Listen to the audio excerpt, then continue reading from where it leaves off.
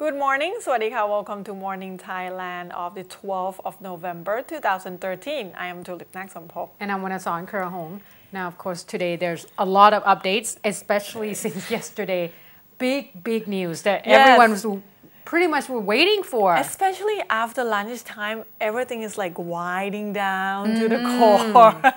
And that's, of course, the ICJ's ruling. However, first thing first, just to start things off, another case that has been resolved, apart from the ICJ's ruling, is the shooting of the Olympic shooters, the murder case.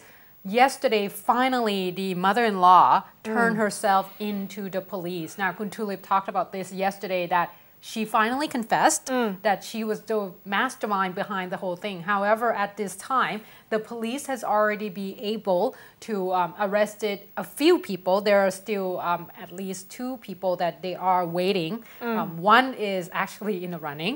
Another one has already said that he will turn himself in today. And I'm talking about the lawyer that actually get involved in this particular case. However, first thing first, that's a picture of Dr. Narathiwat with her mother. Now, of course, Dr. Narathiwat is the wife of the Olympic shooter Kun Chakrit Panit Patikam, and her mother, who already confessed, Kun Surang Duangchinda, has already said that she was the one behind everything. However, they both feel there's a need for them to visit and at least apologize to Kun Pawina Hongsakul, the Social Development and Human Security Minister, who has been helping them with the case since the first time when there was a case about Kun Chakrit pretty much beating her up. And obviously, Kun Pawina has been involved in this particular case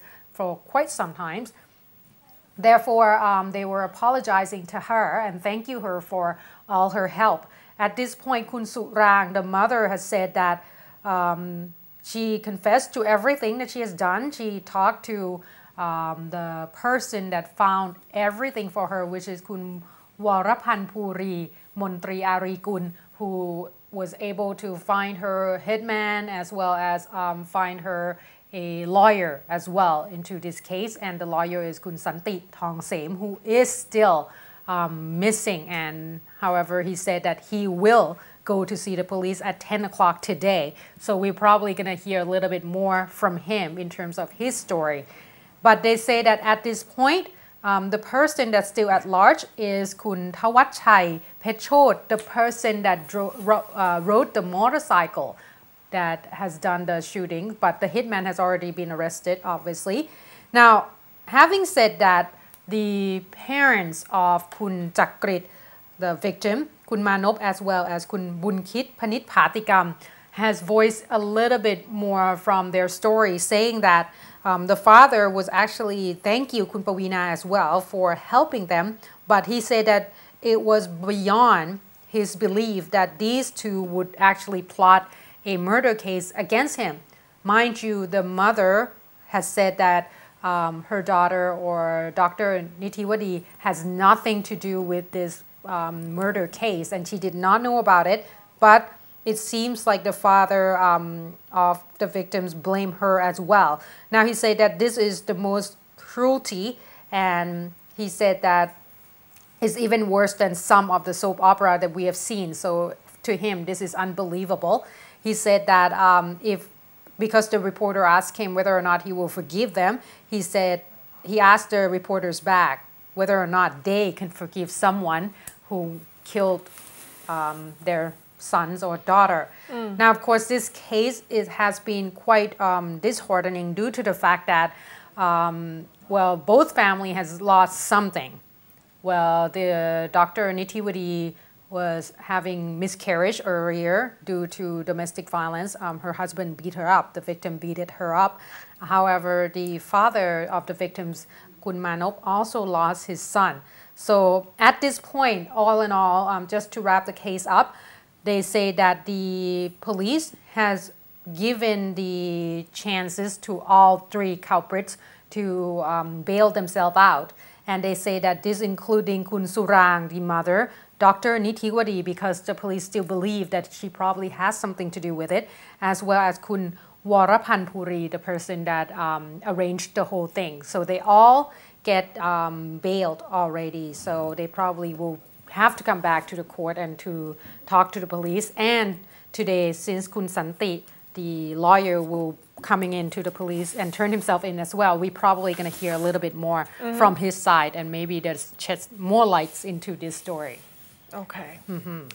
Next story is not gonna make you feel any lighter, right? About today.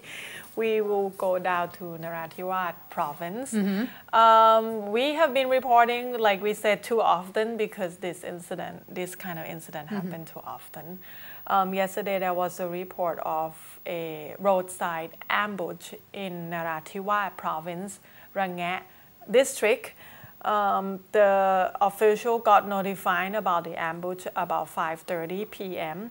So police and the local official went to the scene. It happened on Pa Pai, Bango, Kubo Road in Huanon village, Tan Yong Li Mo sub-district in Rangay district. So when the official arrived at the scene, they found two bodies inside the pickup truck, which is the 52-year-old Mayali Yunu, which is the village headman of Kutong village in Rangay district, and Yu Ha Hayi Sai, 29-year-old assistant to the village headman in the same village. They were both, I would say, showered with bullets, M16 and shotguns, so they were killed at the scene. Along with these two, there were another two severely injured persons. They both actually assistant village headman of Bongo sub-district also. So they were sent to Rangay hospital and then later transferred to Narathiwat Ratchanakarin hospital because there is some kind of complication. All of them were in the pickup truck just back from the policy meeting with Narathiwat governor, and suddenly two gunmen waiting on the in hiding in the roadside just came out and start sprayed M16 and shotgun into the cars, causing the pickup truck to lose its control because obviously the driver got shot and flipped to the side of the road, fall into the side of the road, and resulting in 2 deaths and 2 injured. And the police believe that it's definitely going to be the work of the insurgent. One of the reasons because the village headman that was killed, the 52-year-old Mayali Yunu, he is actually a regularly informant to the official, and his intelligence information actually lead to numbers of arrests of the insurgent and also number of killed. So they believe that's probably the main reason that the village headman was killed. All right. Well, moving on to the next case, not easier either because there has been once again water level that seems to be rising due to a little bit of the impact from the Haiyan, the typhoon that actually hit Philippines quite badly, and as well as Vietnam. But for Thailand itself, in Phetchaburi province, yesterday I talked about Phetchaburi province, that they have seen quite a bit of flood water. At this point, 3 districts has been declared the disaster zone already, talking about Kaeng Krachan, Ban Lat, as well as Khao Yoi district. They say that these 3 districts are under close watch because it seems like water level has increased quite a bit. But all in all, they say 4 provinces altogether that has been badly hit by this particular typhoon and causing a lot of heavy rain as well as gusty wind in the area. That's including Ratburi, Phetchaburi, Prachuap Khiri Khan, as well as Kanchanaburi. Now in Kanchanaburi province, they are trying their best to release some of the water, but that means that the low-lying area would probably take the effect from this particular release of water from the dam as well.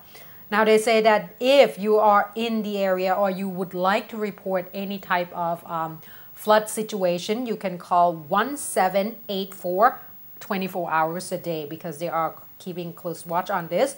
And the meteorological department has came out and warned that until today at least, that they still have that if you live in 12 provinces, you have to watch out for heavy rain and there might be some flood in your area, including ร้อยเอ็ด กาฬสินธุ์ สกลนคร นครพนม มุกดาหาร อุบลราชธานี อำนาจเจริญ ศรีสะเกษ ยโสธร อุดรธานี หนองคาย as well as บึงกาฬ As you can see, there's a lot of northeastern provinces including in this particular area. So if you live in the northeast, make sure you brace for all the heavy rain, and if there's any flood situation in the area or any concerns related to flood, you can always call 1784 to report. And that's all we have in terms of flood situation at this point. In terms of typhoon, I think we are doing so much better than the neighbor because there's a report of casualties in Vietnam already. That's true. Even though they evacuated thousands of You can people. try, but then the mother nature, it's just, something is not really able to predict. Okay.